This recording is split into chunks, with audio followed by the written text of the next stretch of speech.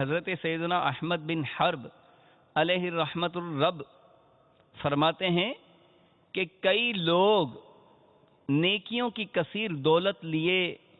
دنیا سے مالدار رخصت ہوں گے، یعنی نیکیوں کے معاملے میں مالدار ہوں گے، مگر بندوں کی حق تلفیوں کے باعث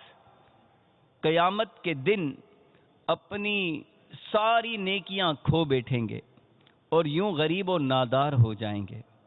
حضرت سیدنا شیخ ابو طالب محمد بن علی مکی علیہ رحمت اللہ القوی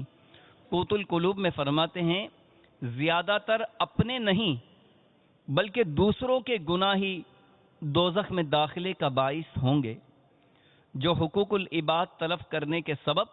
انسان پر ڈال دیے جائیں گے۔ نیز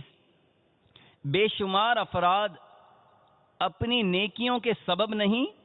بلکہ دوسروں کی نیکیاں حاصل کر کے جنت میں داخل ہو جائیں گے۔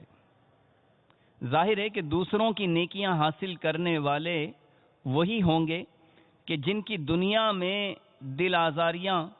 اور حق تلفیاں ہوئی ہوں گی، یوں بروز قیامت مظلوم اور دکھیارے فائدے میں رہیں گے۔